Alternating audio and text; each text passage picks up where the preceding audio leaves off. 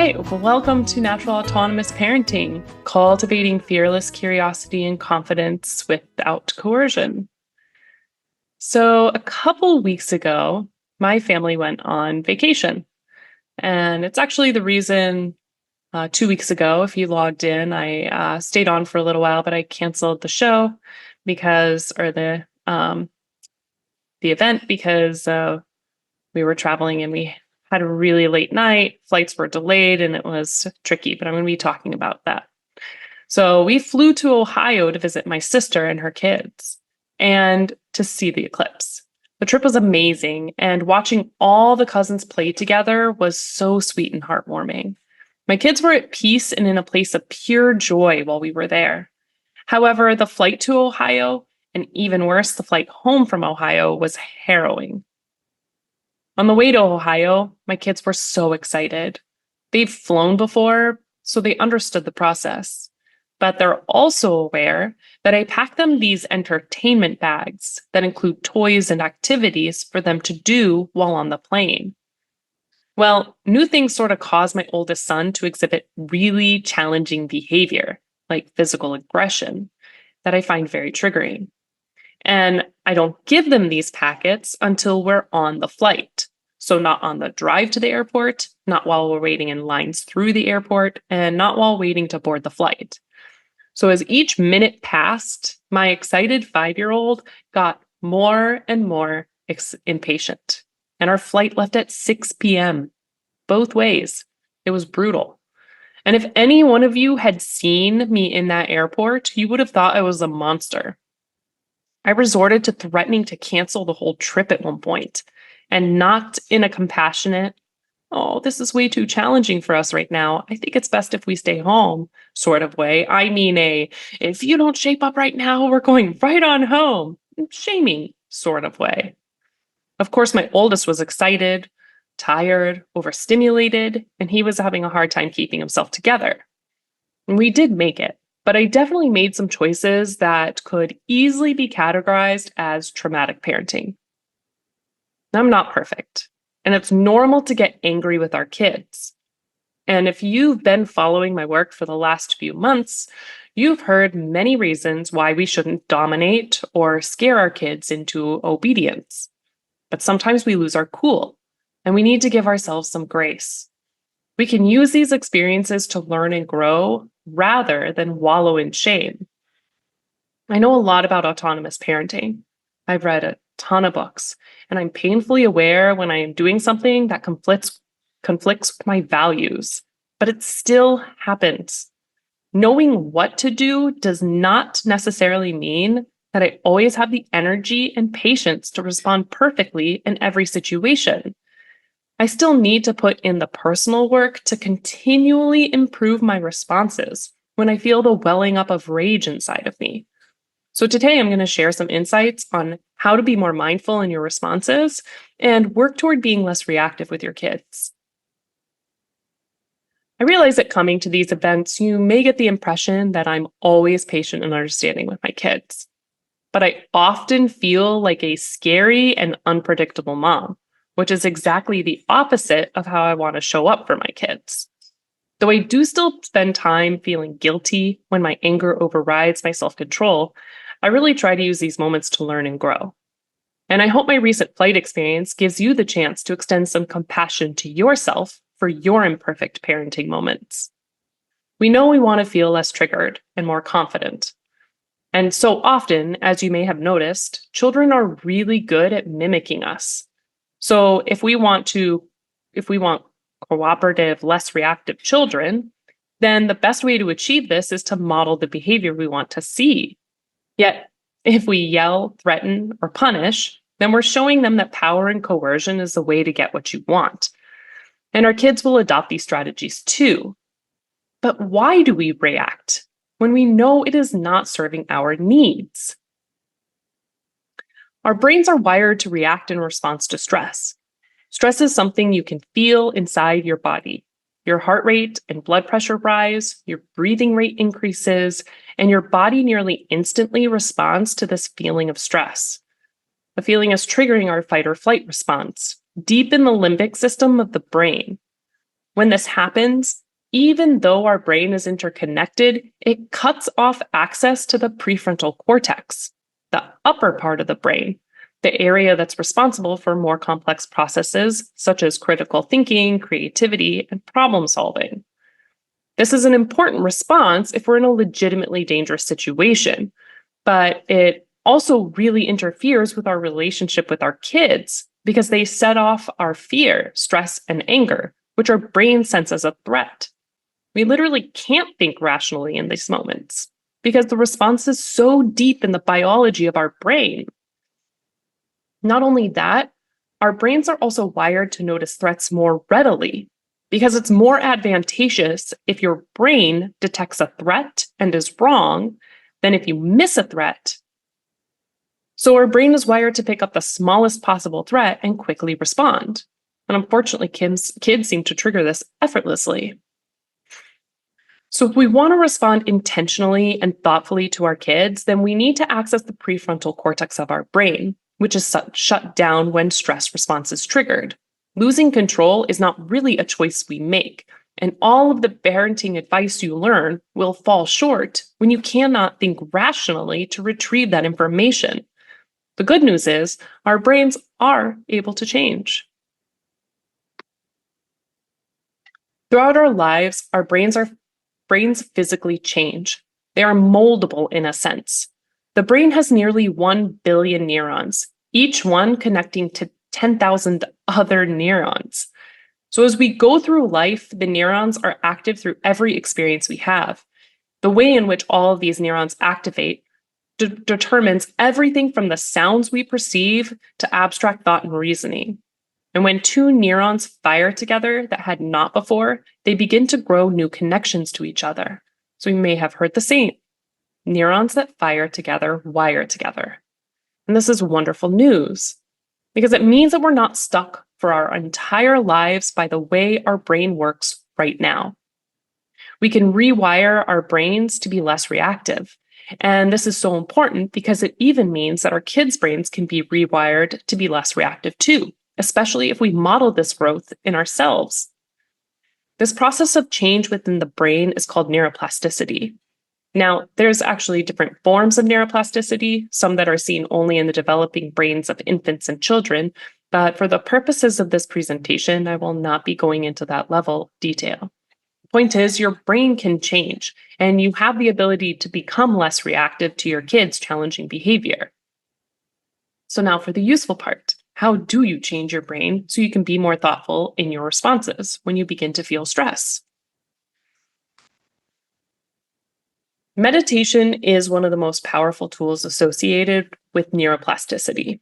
Scientists are not 100% sure how this happens, but MRI scans show that after only 8 weeks of meditation, there is a significant reduction in the reactivity in the amygdala, the part of the limbic system that's responsible for fight or flight.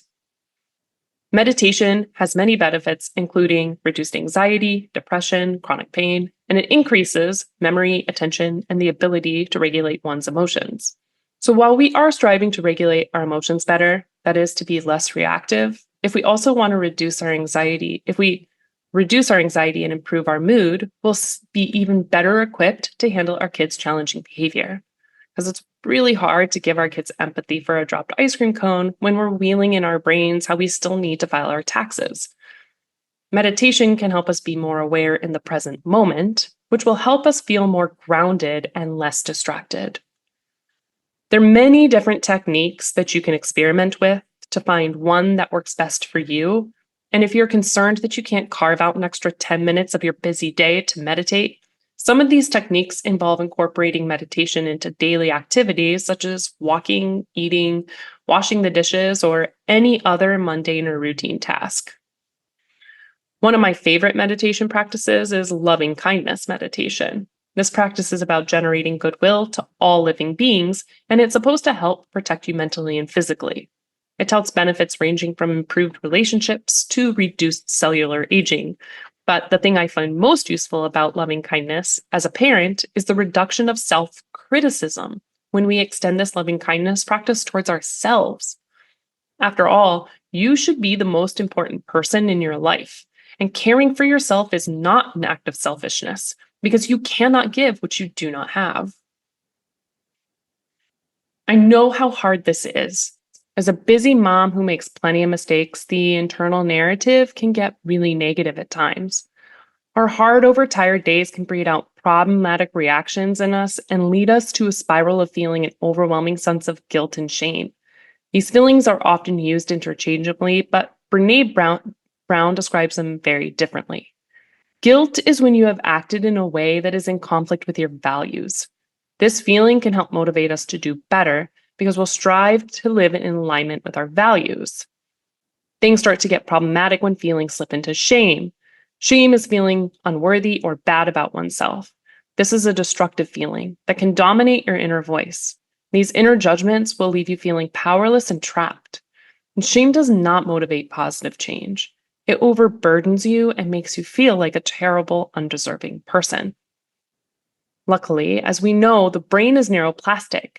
People get caught up in these negative thoughts and patterns because they have never learned how to properly face these feelings. And the words we tell ourselves when we're inundated with shame might even mirror some of the things adults said to us when we were young. They're ingrained in us and can feel so much a part of ourselves. But we have the ability to change this. This is where loving kindness meditation can have a huge impact, but you don't even need to meditate to start to view yourself differently. And I want to give you a process that might help you extend some compassion towards yourself during these moments. The first step is to recognize when you are having intrusive, judgmental thoughts about yourself. Interrupt your inner voice and ask yourself, what would I tell my best friend if they came to me looking for comfort and they did the exact same thing I just did? That is the thing causing your distressing and shame-riddled thoughts. The real trick here is to recognize that although your actions were in conflict with your values, you have a real need that is not being met. If you can peel the layers to figure out what that need is, you can have far more compassion for yourself because suddenly your actions have meaning. It doesn't mean you have to love what you did, but you can, if you reveal the reasons, you can really start to see the motivations better. For example, on that recent flight, things really started to get off the rails when we had to wake up our kids at midnight when our flight had landed so we could go grab our luggage and begin the almost 2-hour drive home. Our daughter started shrieking on the airplane. She had spent much of the time in transition shrieking, and her voice is loud, like you think your ears might start to bleed loud. Both me and my husband were over it. We had no energy or empathy left in us from this long day, and as my husband held her, we were both in her face telling her to stop screaming. Definitely the equivalent of saying calm down to someone who's fully lost it. There are probably a number of things we could have done that would have helped her calm down quicker, and we did exactly the thing that kept her upset. I felt terrible, both in the moment and for the entire drive home. I had those shameful, intrusive thoughts taking over, and the clarity began as I started to recognize and identify some of the needs my daughter was trying to communicate to me. She was in desperate need of rest. That was clear. It was very late, and she had been going to bed late the entire time we were visiting the cousins, and she was feeling exhausted. She was also really needing dependability. This whole day was driving, walking, sitting, waiting, lines, walking more, sitting more, driving more. And my daughter's still 3. She has no concept of the importance of each one of those transitions, and it's way too much for her. And the 2 adults in her life that are here to help her in unpredictable times were being totally unreliable. She was probably feeling scared and confused, and she was probably in desperate need of understanding. Understanding that this was all too much and she was wanting acceptance for those feelings. I did not give her any of those things. What's worse, I made her feel bad for having those needs and feelings. Ugh, the shame was pouring in. What an awful, no good, stupid, terrible, undeserving mom I am. There it is. The intrusive thoughts. But in identifying my daughter's needs, I started thinking, me too. I was needing so much, and none of my needs were being met either. So I was doing the adult equivalent of a 3-year-old screaming. I realized I was feeling irritated, anxious, discouraged, disappointed. And it was in the moment that I snapped at my husband for grabbing our daughter to keep her from flailing and kicking the airplane seat. I saw it in him too. He had spent the whole day with the kids while I packed, cooked, cleaned, I even napped. Yet neither of us had anything left to give. Eventually, I was able to realize, yes, that my actions were not helpful for my daughter because I was needing support and reassurance that we would make it through this trip. I was needing predictability and just wanted to be back in the familiar space of our home. And I was really needing rest. My husband and I had been spending late nights around the campfire in conversations with my sister and her fiance. It was wonderful to be able to connect with them, but nearing the end of our long day of travel, it was catching up with me, and I was feeling overtired and grumpy. Now, I can look back now and see that my actions were not in malice, and know that my 3-year-old deserves to be treated more respectfully. My anger at myself was coming from me not meeting my own need for respecting others. And I was in conflict with my values. I can see precisely why this happened.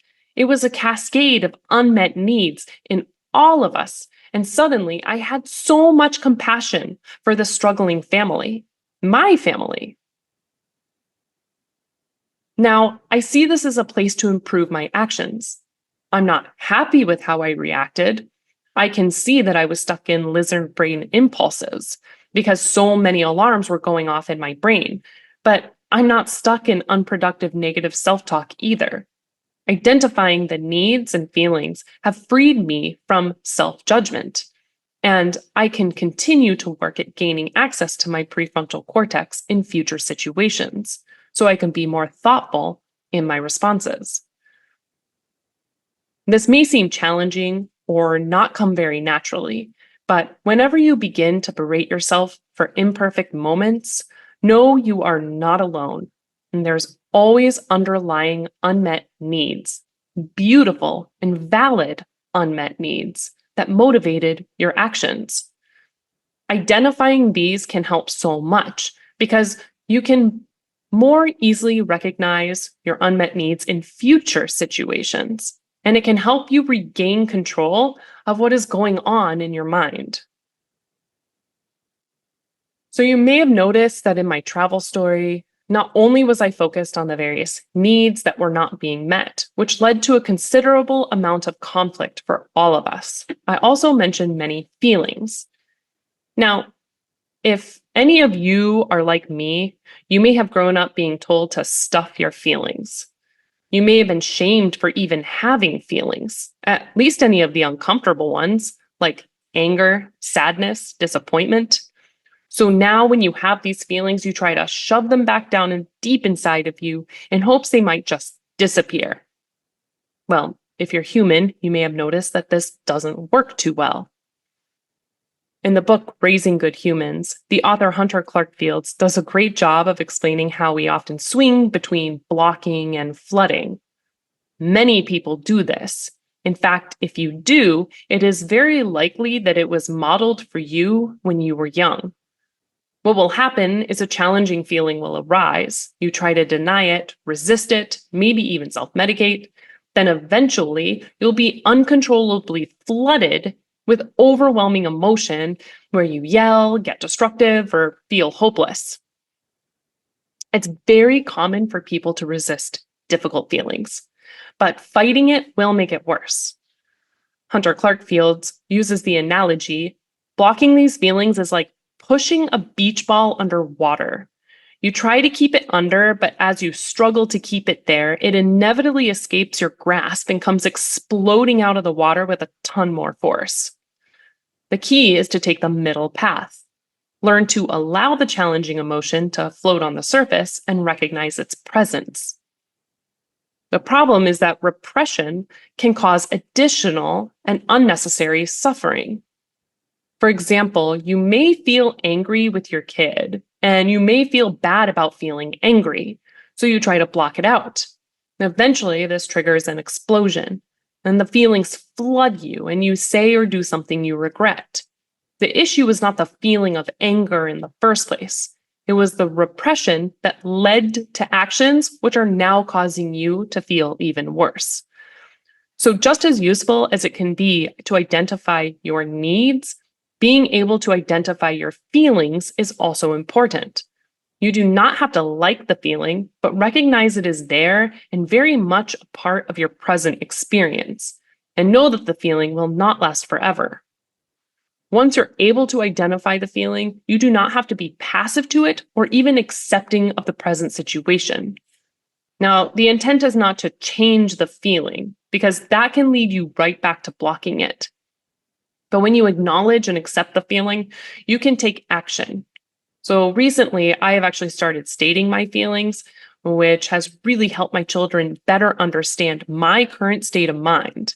So instead of just being an unpredictable mom who suddenly explodes with anger out of nowhere, I'm a slightly more predictable, clearly irritated, self-aware mom who is a little less likely to explode with anger. So when I start to feel uncomfortable feelings, I might say, I'm feeling really irritated right now because I'm needing some peace and quiet. Of course, my 1, 3, and 5-year-old will sometimes get more loud because they're super young and they like to test boundaries. So then I might say, wow, that is way too loud. I'm going to go to the bathroom for a bit to calm down, and then lock myself in the bathroom. With young kids, saying like this can often lead to further testing and more irritation on our part. So you can also just think it to yourself and instead just go to the bathroom and lock the door, spend a few quiet moments, or grab some headphones to dampen the noise. I do that a lot. But it's really not about whatever strategy you take. It is about recognizing the feelings and being intentional about our thoughts and actions. I know it can very often seem like you do not have enough time to spend any extra minute for yourself. But this actually isn't something that is just nice to do. Think of it as your responsibility as a parent to take good care of yourself so you can take good care of your children. Maybe you've heard the saying, you can't pour from an empty cup. Too many parents think that they need to sacrifice their well-being for their kids. This mindset will lead to resentment and burnout. We shouldn't compromise our own needs. It's not healthy. A good self-care practice will help you become less reactive parent, and healthy self-care routine can incorporate things that verifiably improve your mood and self.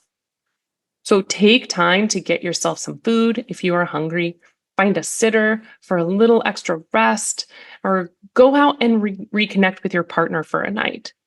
Take 7 minutes to meditate some point in the day, go for a walk with the kids in the stroller. Exercise has a myriad of benefits, including reduced stress, improved sleep, and increased brain plasticity. So even exercise can improve the neuroplasticity of your brain. Take some time to do whatever it is you enjoy most and feel assured that it is benefiting every member of your family when you do so. There is not some simple trick to becoming less reactive parent and suddenly having a cooperative relationship with your kids. And knowledge alone is not going to help you parent exactly the way you want to. This is something you need to work on, bit by bit. I think it is best said by Hunter Clark Fields from Raising Good Humans. It's possible to take your frustrations in parenting and treat them as your teachers. Let the mistakes and missteps motivate you. When I think back to how I struggled as a young parent, to the times of sobbing on the floor, frustration, certain that I was failing compared to where I am now, with positive, loving, imperfect, human-to-human relationships with my children, I wouldn't change a thing. Those challenges showed me the learning I needed to do. End quote. So give yourself some compassion. Nobody is or can be perfect.